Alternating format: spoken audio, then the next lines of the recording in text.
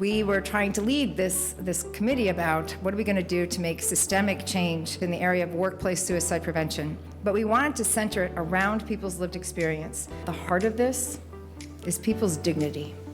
And how do we protect that dignity when they're going through their hardest time, just like we would want ours protected when we are going through ours? So to kick this off, I want to introduce Jenna. She wanted to send her message on why the state of New York wanted to be the first state to implement the certification program.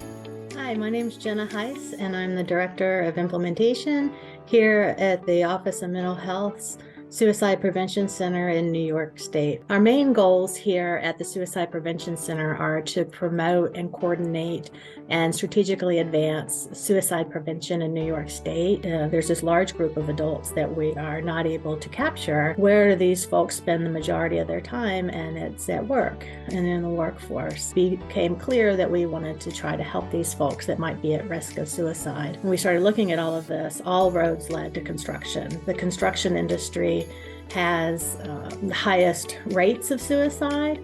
You look at one person per 100,000 people in the population. We got to talking, and there was a lot of very good synergy, and I knew that this was something that we were going to be able to do that could affect great change for people that were in distress in that industry. We wanted to look at this H.O.P.E certification that she was talking about. You can just see the change that's happened within these agencies and from all the hard work these teams have done. The actual program, taking it beyond sort of those concepts and those steps, we had several agencies, companies that had come together, companies working side by side with the unions. We then did 4 6-hour modules. This went over a 9-month period, so it is digestible. Yes, they're big things to work on, but they are broken into smaller chunks for you, and throughout that process, we do the modules, but there's also coaching and assistance available to your teams as you need them. All right, hello everybody.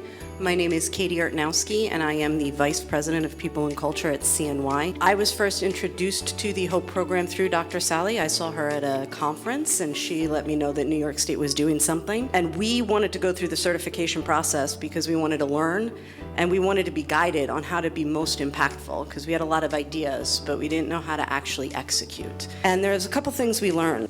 What impacted mental health the most for our people, and we learned that it was the long hours and trying to balance work and life. We learned that we needed to do a lot of training and a lot of communications. First off, we needed to have people have a shared language around what mental health really is, and then provide context for mental health issues and what suicide prevention was all about. So we learned that people are eager in our industry for our industry to embrace psychological safety, and that it is as important as physical safety. We learned that our efforts are actually making an impact, and our leadership has luckily been supportive by the beginning, but they really embraced these efforts as the HOPE team kind of moved through the certification process.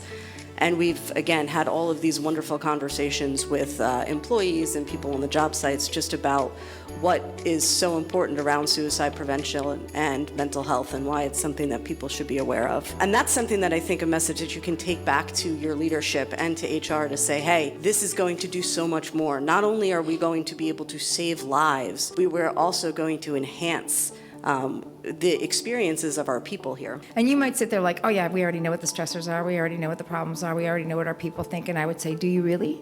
Do you really? Because we've always found interesting findings every time we've done this needs and strengths assessment. Good afternoon. TJ Smith. I'm with the New York State Laborers Health and Safety Fund. I'm a member of LIUNA Laborers Local 147 out of the Bronx, New York. When I first met Sally, we participated with the steam fitters out of New York City who had her coming in to do the Working Mind Summit. So I didn't realize how much suicide has been a part of my life until I walked in that room, and when she put up on the slide about excavation and men in construction, I started to put the pieces together. So kudos to you on bringing that to New York and getting me able to bring it back to the members and the men and women in the field and trying to get them to understand the importance of this topic. So without further ado, I give you Frank Marchese.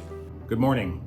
My name is Frank Marchese Jr., and I serve as the Executive Director of the New York State Laborers Health and Safety Trust Fund. I'd like to take a moment to talk about suicide prevention and awareness and where we are as a union. We all know, realistically, a member who is struggling with mental health or struggling with a substance abuse problem will not approach a supervisor or a union official about their addiction problem or mental health issue. Therefore, it is important for us to provide resources to our members and to break that stigma about mental health and about suicide awareness and substance abuse. We are currently embarking in partnership with our Labor's Health and Safety Fund on a campaign to raise awareness of suicide awareness and suicide prevention through the 988 national number. It is my hope that through the New York State Office of Mental Health and with this H.O.P.E certification, that we continue that journey and double our efforts in terms of getting this information to our members and providing help that our members so desperately need. We just did the toolbox talk. They talked that the safety people were shocked. They were like, why did they actually listen to you? I'm like, because I'm one of them. This is the rest of the agenda, 988, high impact suicide awareness campaign. We're doing it with the Labor's, the National Fund. The value of going through this with these guys and gals, I don't think I would have been able to do it if we didn't have this background. We didn't go through this process and the help with these people to get that done. So if you have the opportunity to, I suggest, highly recommend, get in it, get the training, have the conversation. So the benefit of the leadership video is that you get to coach your leader to say, here's what people need to hear. They need to hear why it's important to our mission and the job we do every day. We need to hear why it's important to you, leader. Chris Lalevy, Operating Engineers Local 825. Started basically a grassroots members assistance program. Why did I do this? I had friends that passed away from overdose. I had friends that passed away from suicide. So when I heard New York State was doing something, I was all in. I was happy that we actually went into New York, so this is something I can participate in. With the H.O.P.E certification, there was a bunch of deliverables. Doing the H.O.P.E gave us the drive to elevate the game. And now instead of talking to the companies are reaching out to us to bring this up. The good part about that is talking to the companies, we're talking to everybody. It doesn't matter if you're an operator, it doesn't matter if you're a laborer, you can be from anywhere. On our MAP team, we have 17 peers right now. We have people with lived experiences like myself. We have people in recovery, both narcotic and alcohol. We started up about a year ago and successfully have maintained an online AA meeting that's on Zoom and open to anybody on Sundays. And it's all construction people. If you want to just take a quick look, basically we took it and divvied it up into 4 things. But basically what it does is it puts our program together. And the last thing really is the things that we learned with doing the H.O.P.E certification really helped us coordinate a little bit better. Although we were a small team, truth is every day we make an impact in some way or another to somebody.